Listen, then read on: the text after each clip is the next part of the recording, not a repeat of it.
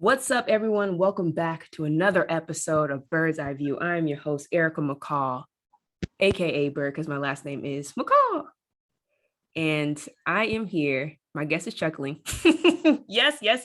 All my guests chuckle when I say that. So now everyone's like, oh, that's why they call her Bird.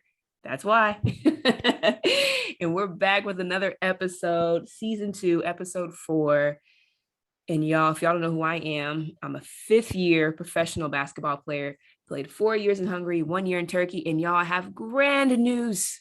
It's just been announced that I'll be playing in Spain with Avenida and Salamanca with a EuroLeague team. Y'all, I'm so hyped. This is big blessings for me. My dream has always been to play in Spain. It's been to play in EuroLeague, and it's just coming together. So I am so hyped. So stay tuned for all the details on that. And when I get there, and I'll be posting all about that soon. The reason for starting this podcast is to educate, fans and everyone, what the professional basketball experience is like, specifically for women. I mean, we have a different experience when it comes to men, and we have stories that need to be told, stories that need to be shared. And I'm here to bring those on a platform named Bird's Eye View. So that's what we're going to do today. We're going to share some stories, and I have a lovely guest today, y'all. She's well decorated. I'm categorizing as a GOAT of the WNBA just because of the experience that she has, y'all. The experience that she has is like no other. Diana Taurasi don't have this experience that what my guest has. So that's what I'm leading right now. My guest today is Cierra Burdick. Cierra, welcome on Bird's Eye View. Appreciate you, Bird. Thanks for having me on. But far from the go to the WNBA. That's definitely a stretch. We're gonna have to back that thing up a little bit. Hey, you my GOAT. So you my GOAT. Because we have similar situations, and the stuff that you've been through and you've gone through and you persevered has been amazing. So you're my GOAT. So thank you for being on. Appreciate you, Bird. No, thank you. Absolutely. Well, a little bit about my guest today. She graduated from Tennessee in 2015. We played against each other a couple times, y'all, when I was at Stanford. And she was a well-decorated athlete at Tennessee, including being AP Honorable Mention All-American. She was drafted to Los Angeles in 2015. She was the overall 14th pick. And y'all, this is where her GOAT status comes in, because let me list the amount of teams that she's played for in this league. It's freaking amazing. She's played for LA, Atlanta, New York, San Antonio, Las Vegas, Phoenix, Minnesota, and Seattle, y'all. It is amazing to have her on the show. That is freaking dope. It's freaking dope. We'll talk about her experience. And since we're a podcast that talks about everything, all encompassing women's basketball professional experience, she also played overseas. She's played in Poland, Russia, Israel, and Italy. And we'll get to Italy sometime soon. Yes. So I'm so excited for that. Well, Cierra, you're freaking go to my eyes. In order for us to get you more comfortable with the show and get you loosey-goosey, I've got a game. It's called Fast Faves. We're just going to ask you some favorite things of yours. All right. I'm ready. Let's do it. Let's do it. Now, this one's really fun. And I've got asked this in a previous podcast interview, and I said, I got to ask somebody else this question because I thought it was freaking cool. If you could create an all-star team with 5 of your favorite, you don't have to say favorite, just the best teammates you had at Tennessee, who would you choose? So we'll do like a 1 through 5. You got a 1, you got a center, you got a PG. Who are you choosing? Okay. Point guard, I'm going with Ariel Massengale. Mm-hmm. She was my point guard, came in the same class. We spent 4 years together. That's like my sister. Super high basketball IQ, tough, good shooter, can run a team, is a coach now. So just super basketball heady. Mm-hmm. My center is no other than Isabel Harrison. Also came in the 2011 class at Tennessee. We all 3 lived together all 4 years. So, I mean, blood couldn't make us any tighter. Mm. She's doing her thing. I'm so proud of Izzy B and just the growth that she has made. Unbelievable player, great person, is out here just building her brand. And it's a lot of fun to see. I'm going to put Bashar, power forward.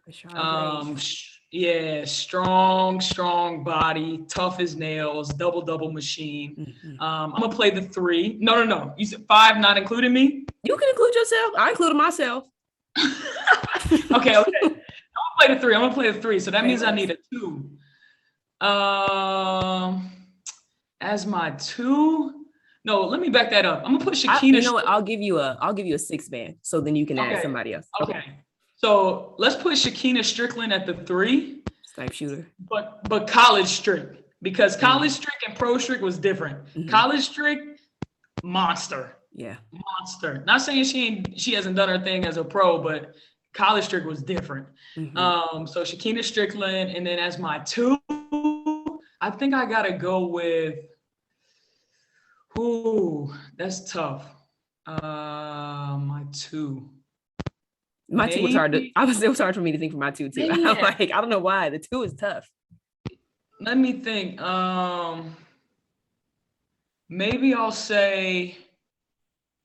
gonna say Jordan Reynolds, and she's like a under the radar player, Yeah, Jordan. but just super versatile, strong, from Oregon, and she's clutch. Like anytime we needed a buzzer beater, we always put the ball in her hands, Yeah. and she always delivered. So I'm like, you got to have a player like that. They just got ice in her veins and want to be a part of that moment. So I'm gonna go with Jay. Wow, that's a phenomenal team. I know each one of those players, played against them all. Me and Yeah. Jordan go all the way back to high school. When she played for I forgot what their team's name, Team Concept back in Oregon. Right. We were battling out with them. So man, that's a dope squad. That's super dope. Ooh, I love that. I love that Roll question. with them. I love that question. I'm gonna ask a lot of my guests that question because that's good. And I think it takes a lot of fans back. Nostalgic Tennessee days. Y'all was back balling, man. We had some battles back then, and I miss Yeah, y'all had y'all's fair share of good wins against us. I'll give that to Stanford. But you know what? We never beat y'all at y'all face. And we never beat y'all at y'all's place. That's always what it is. And that's always what it is. Stanford is a tough place to play. Stanford is a tough place to play. Y'all are a tough place to play. Okay, y'all get 20 times more fans than we do, so it's. But y'all's gym is small. Y'all got everybody on top of each other. You got that daggum tree running around places. You got the band that's lit the whole game. No, it's loud and it's hard to play there. Say less. If y'all were to go back and look at those battles, I'm sure you can find them on some YouTube or SEC Pac-12 network, something like that. So, man, I love that question. Okay, next question. Where or what WNBA home team arena is your favorite? I would say Phoenix. Phoenix had the best facilities. And you know, I've been with a lot of teams, Bird. Phoenix had the best facilities, like in terms of practice facility, weight room, having the catering, the chefs, the player lounges, having the club in the new arena. Like Phoenix was really nice. And I wish I could have seen Seattle this season. Because I brand new arena, but they were they weren't in their home arena. So, but I've seen pictures and their facility also looks beautiful. But I'm gonna have to go with Phoenix right now. Okay, their gym is always rocking too. Like they always get a great crowd. They always like are top, 2, 3 in attendance. So that's tough. Yeah, no, definitely. Phoenix is a good spot. And I remember seeing Phoenix 10 years ago when my sister was playing. So and I seen the transformation. And it's pretty freaking tough. So if you guys have an opportunity to go to a Phoenix game, got to get there. The atmosphere is crazy. The dance team is my favorite. Smokey with the afro. He's my favorite. So I've known him since I was like 14. So I'm a big fan of Phoenix too, for sure. Not Smokey. Okay, next question. Favorite vet you had the opportunity to play with? Diana Taurasi. I thought you were gonna say that. Okay, why? Easily. Just because she believed in me more than I believed in myself. It was unreal. And for someone, and I don't usually get like starstruck, but when I was sitting in the locker room next to her, I'm like, yo, I'm beside the GOAT. Like, I'm like, and I love Candace. That's like a big sister to me. Mhm. Tamika Catchings, one of the greatest two-way players to ever play the game. Like these are part of my Lady Ball sisterhood. So I'm always going, rep them, ride for them, be big fans of them. But Mhm. I'm like, she's from UConn. We're not even supposed to like each other. And I'm like getting like, I'm like, yo, what is this? Like she's the GOAT. And she's just so personable. Like she comes up, she daps me up like we've been friends for years. And I was like, yo, this is like somebody pinch me. Is this real? And so, and then just like she was an amazing teammate for me. Like she instilled so much confidence in me. And I think it was one of the reasons like I made the team, and was Mhm. able to sign the hardship contract for the 2 weeks that I was after training camp, because she allowed me to play free, and kind of allowed me to just be me and to be confident out there. And it's so much easier to play like that when you've got somebody like DT in your corner rooting for you.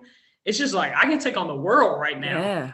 Yeah. So no, I would definitely say she has been my favorite vet to play with.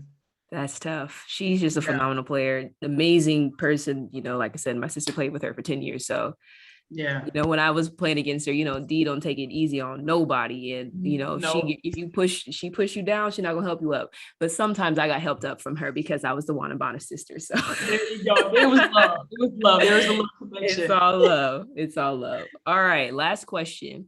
Now we have these things called Taraisms at Stanford. It's just something that Tara says that's funny or enlightening. So, do you have any Pat-isms or your favorite Pat-ism? Uh, let's see. Dang, that's tough. What would Big Tom always say? I don't know if I have like something that I think one thing that always sticks with me is like you win with people. That was one Mm, of the things that she always said. You win with people. And it's just she emphasizes like treating people well, treating people with respect. Like she was the most humble person I've ever met. Like you would never know she was Pat Summit mhm. unless you just know. Like that's how she acts. The same person, same way she speaks to the president of the United States is the same way she spoke to the staff that cleaned up our arenas after games. Mm. Like, so I think that is something that just always stuck with me. Like you win with people, how you treat people, who you have surrounding you, Yeah. the village that you surround yourself with. Like it all comes down to the people. That's beautiful. I played with Megan Simmons and McGlory Johnson, and the stories that I heard about Pat, man, they just beamed when they talked about her, and Yeah. they just loved the experience that they had with her. They would laugh, they would, get upset thinking about the amount of times y'all had to run and stuff, but they appreciate the experience over, and it just made them better people and better players, and they still use her advice to this day. So I thought that's absolutely beautiful. I'm sure you do the same. Yeah, 100%. No, I think Pat has shaped us so much, on the court as players, as athletes, but even more so just off the court. I think she has truly like molded us into the women that we are today. And it's just a testament to, her passion and her leadership and her Absolutely. love. She loved us, man. I could tell through their stories, I could easily tell that she loved y'all. So shout out to Pat Summit. All right, you got through the game. That was fun. That Let's was do it. Yeah, let's keep it rolling. I love that. That was fun. Okay, now time to the interview, the nitty gritty of the All pod. right.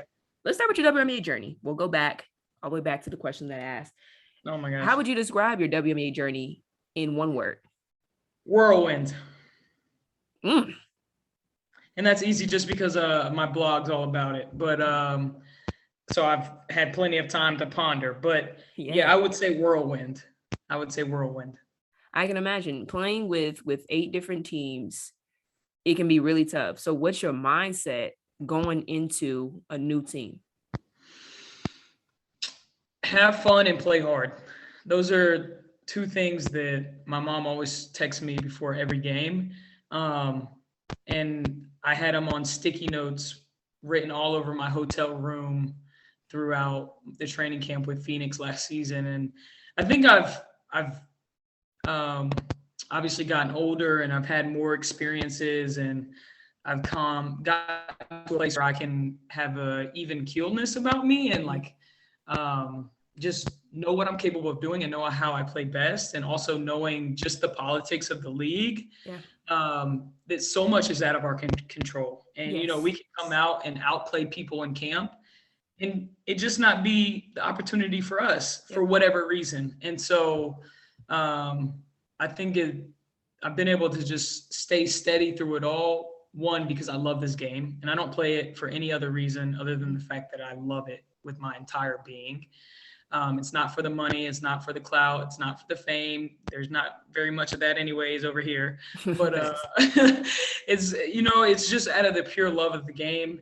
And I took that training camp in Phoenix, for example, last season, knowing that my chances of making the team were less than 1%. But I was like, okay, 3 more weeks of basketball, free training. I get to learn from Diana Taurasi, Skylar Diggins, Brittany Griner. I mean, sign me up. Why not? Why would I not do this? So just like focusing on things I can control and having fun throughout the journey, taking the lessons where I can. And it's not always easy, but I've been able to, make it this far with that mindset. Absolutely. I think I've learned that mindset with the play hard and have fun entering like my fourth year playing in the bubble with Minnesota after I had got waived.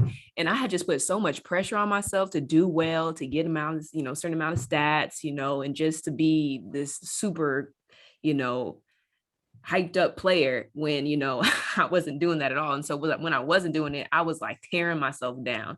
And so when I enter into my fourth year after getting waived, I'm like, my goal, I don't have any goals for stats or nothing. My goal is just to play hard and have fun.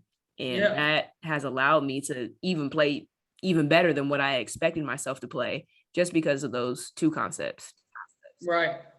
And just bringing the positive energy, that goes a long way. Yeah. The way you play is with positive energy. You freaking out hustle everybody on the court every time you step on the court. So, those things matter. It's those little things that continue to get, that you can get call-ups or you can get contracts, you can get hardships, you can get rest seasons, it's those little intangible stuff that sets you apart from the rest of the pack.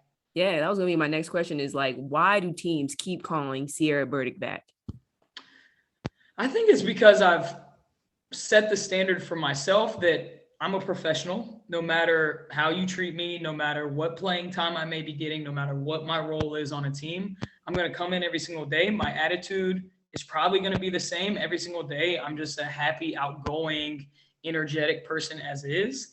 So that, and it rarely changes. So I'm just consistent. They know what they're getting out of me. I'm going to come in, I'm going to work hard. My basketball IQ is there. I've gotten more athletic over the years compared to my college career. And I'm a good teammate. Like, I pride myself in being a good teammate, and there's not much extra baggage with me. What you see is what you get. And I think, when you're that 11th, 12th man, they're just looking for somebody who's consistent, somebody who's reliable, and somebody who's going to be a professional and come in and do their job every day. And I fit that role pretty much perfectly.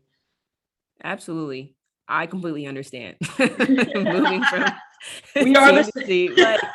Like it's far more than the basketball. Like, they're not like, they know you're a good player, but those like teams that are recruiting you to be that 10th, 11th, 12th player on the team, they're not looking for, if you're this, crazy athletic, standout, they're looking for pros, people who know. And I bet this is a huge one. I bet you can learn plays like that and remember. You gotta be able to, or they will cut you in a heartbeat. I've seen it happen.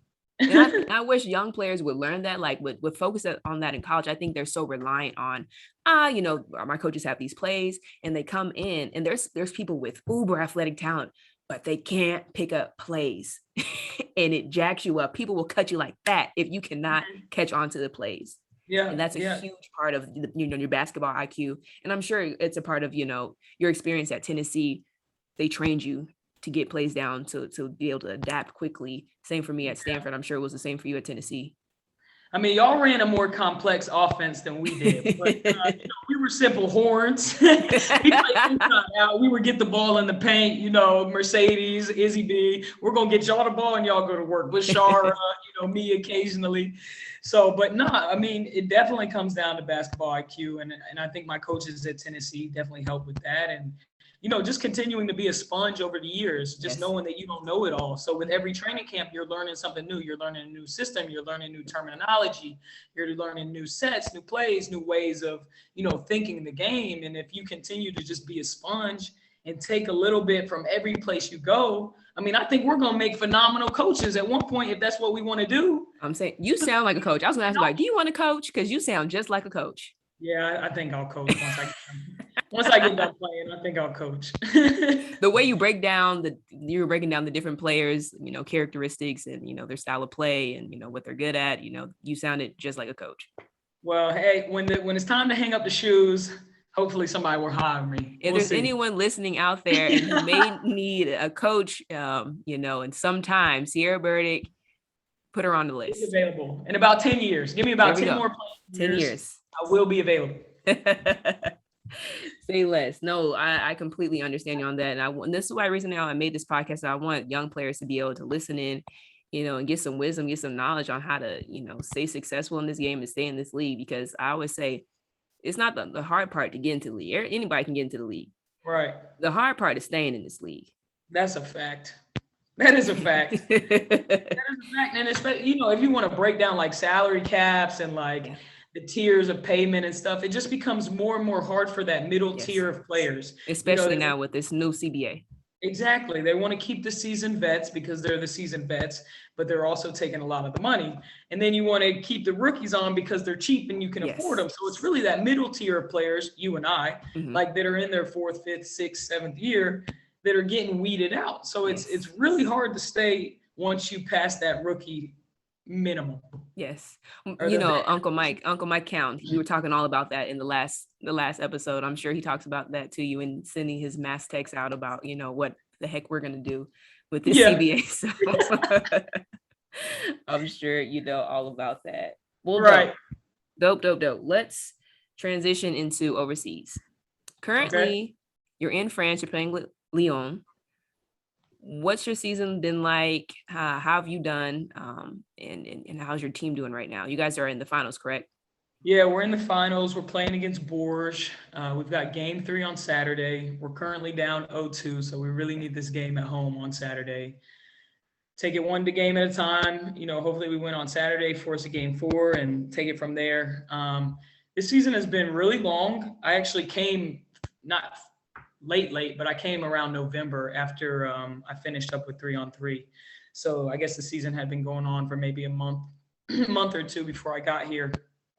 And if I definitely will say that Lyon has been a very professional club. Everything that you need to be a successful basketball player, they offer. I mean, we have great facilities, we have a great weight room, we have a great strength and conditioning coach, a great physio.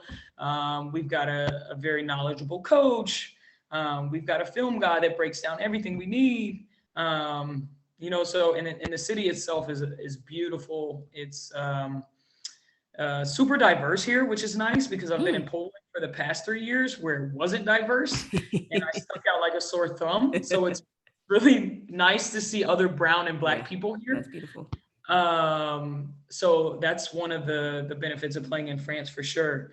On the court, it's been an adjustment. I've come into a different role here with this team than what I'm used to when I go overseas. I mean, I went from the Polish league where I literally played 38 to 40 minutes a game, was averaging 16 to 17 points, 12 rebounds. I was considered top 5 player in eval every season. And then I come here and my role is very different. It's like we're very guard dominant. Tony Parker is our owner, and he's pretty adamant about having the best French players on the team, and the French players getting a lot of the attention, a lot of the reps, a lot of the balls. And so with that dynamic, my role, coming here was first be a defender and rebounder. And then offensively, I've kind of adapted into a really good screener, passer, high IQ player, and I'm the energy player. I come in, I'm like 6th man, so I'm coming in trying to just bring. I mean, I've started and been a 6th man, but lately I've been more 6th man, and just bringing the energy. trying to, bring runs out when we're in slumps. So my role is definitely different this season from what it's been in the past overseas. But I knew that when I came to France, and it was one of my reasons for coming here, that I would have to step outside of my comfort zone. Mm. And I didn't know in what dynamic that meant, but it was slowly revealed to me that this is definitely not what I'm accustomed to when I go overseas. But it's been good. It's been good for me, and I think I've definitely, been a positive attribute to this club because our team personality is very much like this. Yeah. We can very quickly go here, like Yeah. down. Mm-hmm. So it's been my role to just kind of bring everybody up and be the uplifter, Yep. which can be exhausting. It can be. But that's kind of what my season here in France has looked like. Mm. You mentioned like you had a different role, and I want people to understand that not everyone is going to be the overseas MVP. And I think that's what a lot of people expect when players, especially Americans, go overseas, that they're expected to be, the person that gets all the shots, just the main player. And it's important to mention that there are different roles. When I was playing in Hungary, I was playing consistent 20 minutes, and we were just a very well-rounded team. So everyone was going to get shots. I freaking went to Turkey. I was playing 40 minutes. Yeah. I was the main honcho. And it's different. It just depends on the team. It depends on the coach.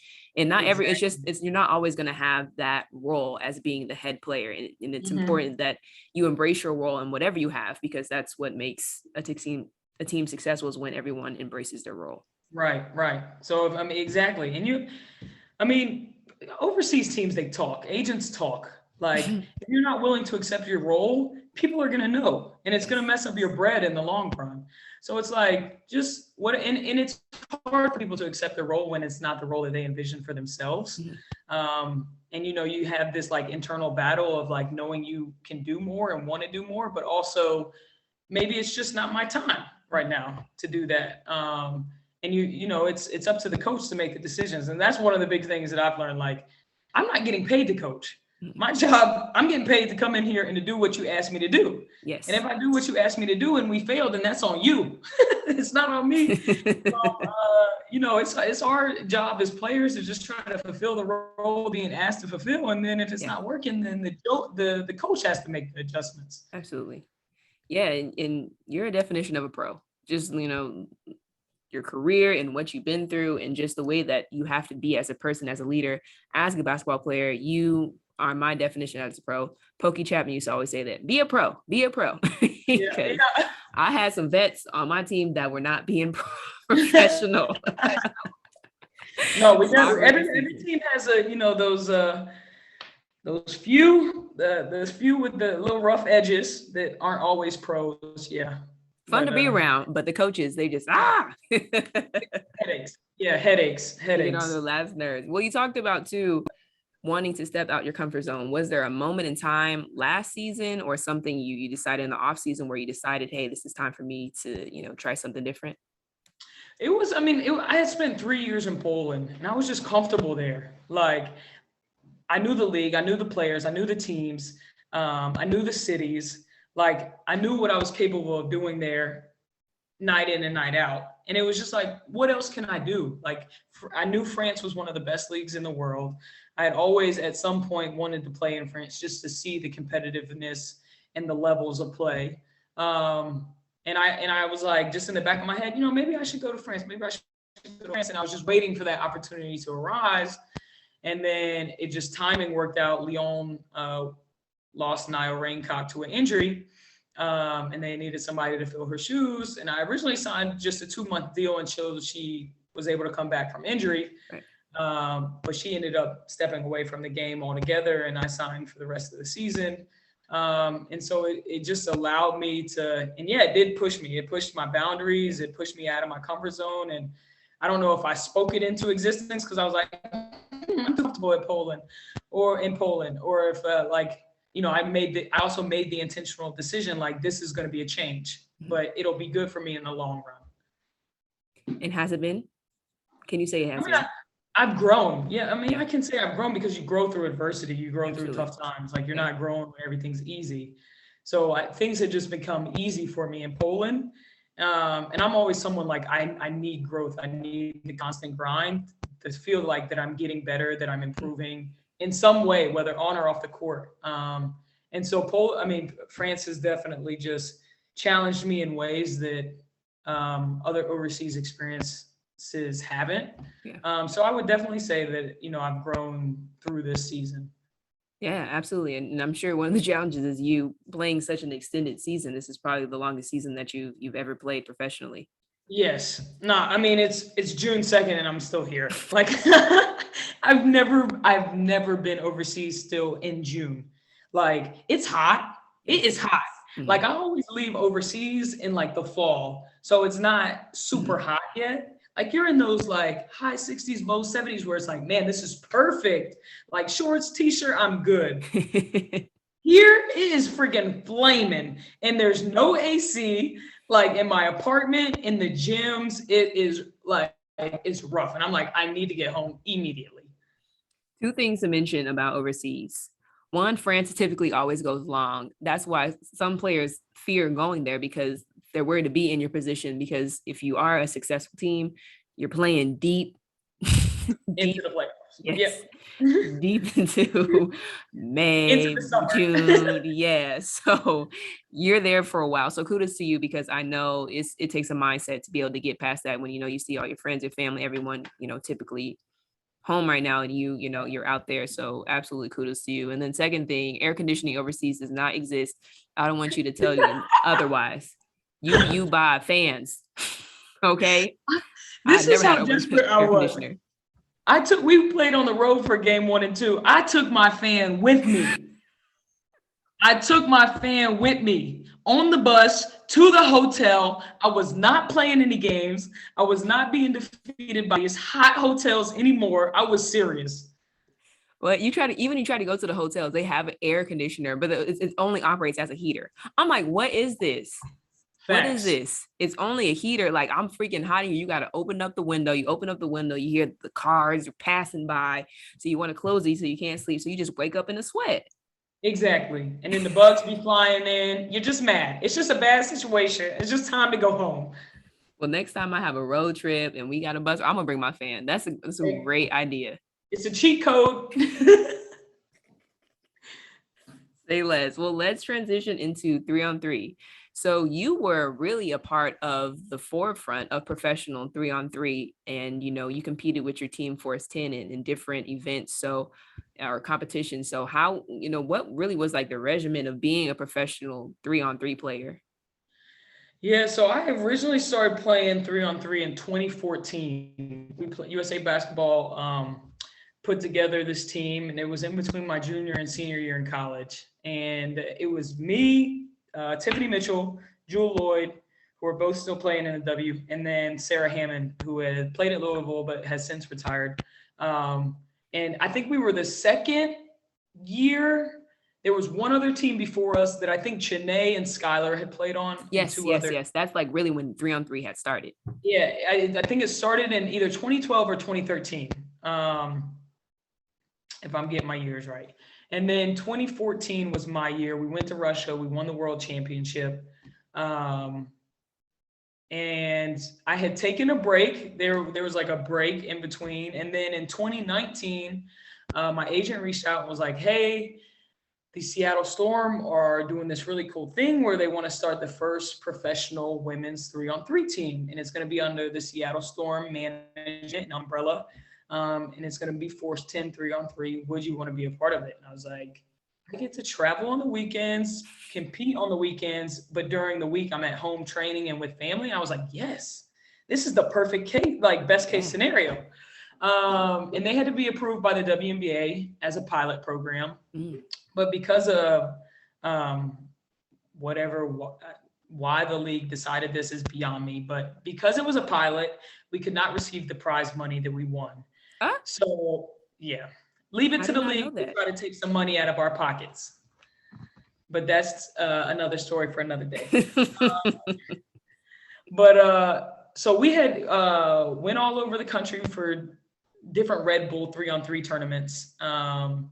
And, there was a women's side and men's side, and it was really rough that first season because there would be some tournaments where there weren't enough women's teams Mm. to play against. So we would have to play against men's teams. I mean, it was just truly Wow. like first rodeo, first season. There needs to be a Netflix documentary because it was something every weekend. Wow. And then 2020 hit and we weren't able to have a season. And then 2021 came along, and I was playing in the WNBA, but I also got to play, in between my stints, in between teams. I got to play with the USA Basketball Nationals in Springfield, and then I also got to play in a women's series tournament in Lithuania, and we won both of those tournaments. And we actually got to keep our prize money, which was nice. Yes. Right. And yeah, so now this upcoming summer, as soon as I leave France, I actually report to 3-on-3 training camp. It starts Oh. June 10th. Yeah. And we have the World Cup at the end of June in Belgium, June 20th through the 26th. And then I'll go straight from there to a tournament in France, and I'll play in France. And then I'll get a little break for my body because I'm going from obviously this I feel season it. straight to 3-on-3. And then, yeah, I'll be playing in women's series tournaments all throughout the summer, and Red Bull tournaments as well as some practice for the women's series. And I mean, it really is an awesome opportunity. Like, I love Absolutely. 3-on-3. I love the game. I love getting to travel. And I'm still able to earn some income to pay my bills. So Yeah, it's really the best case scenario for me. for sure. How long does a season last for 3-on-3? So the first FIBA Women's Series, which is the professional league for national team 3-on-3 teams. So each country can enter a team. They have to be allocated to certain tournaments. 3-on-3 is a lot. There's a lot of layers. It's point systems, all this stuff. But the first tournament was actually in just last weekend in Tel Aviv. So I saw that in Israel. Yep. Mhm.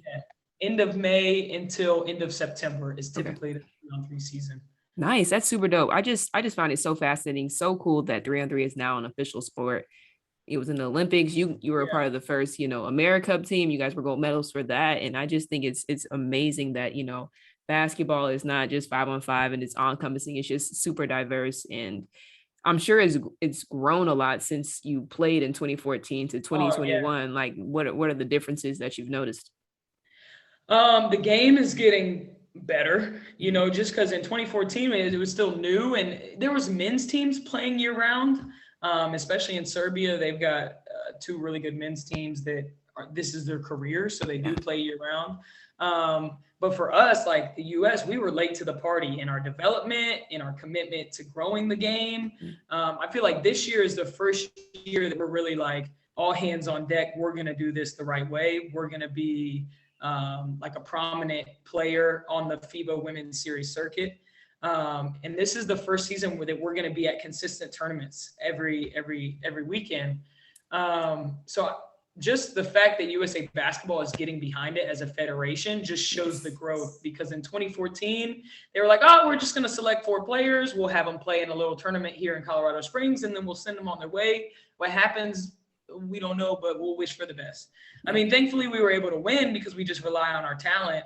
Right. But now the game has grown so much that you can't just rely on your talent. And like 3-on-3 is a really tactical game. Like there's so much strategy that goes into it that just because you're a good 5-on-5 player does not mean you're going to translate into a good 3-on-3 player. And I think that's huge in like knowing that's crucial. Like it's just a different game. So and it takes time to get the hang of it. So I think, as years have gone by, people are getting better with their strategy. They're playing it more. There's more opportunities, and naturally it's just going to grow the game. Absolutely. I played USC 3-on-3 2013, I think it was 2012, maybe.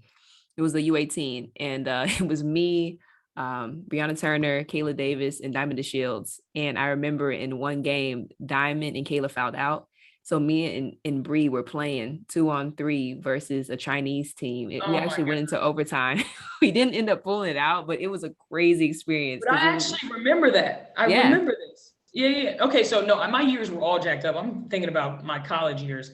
So we went in 2010. So Okay. yeah, 20, because I graduated in 2011. So yeah, we went to Jewel, Tiff, and Sarah and I went in 2010. And I think 2009, 2008 was the first year it came on the scene. Yep. And then you played 2012, you said? Yeah, I think something like that. Yeah. Okay.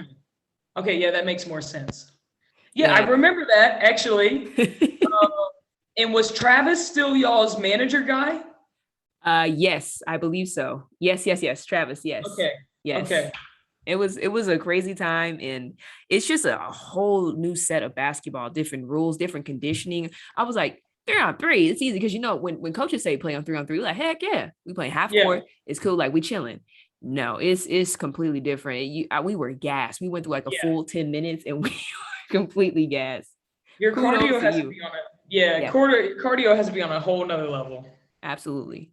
Absolutely. Well, we're rooting you on. All the Bird's Eye View fans are rooting you on. Excited for you. We'll be keeping tabs on you and hopefully getting some updates on how 3-on-3 is going. And I also am rooting for you to get some rest because Appreciate that. Thank I'm in you. rest mode right now, and I want you to experience what I'm experiencing, some relaxation, be home with the family. So I know how that is. But thank That's you for love. being on. This was an amazing interview, super fun. Probably one of my favorite interviews that I've done. So that was Hey, let's go. that's all you. That was all you. I'm saying I was just telling one of my friends that's visiting. I was like, we got to do some type of partnership because you got Bird's Eye View, I got Bird's Word, my blog.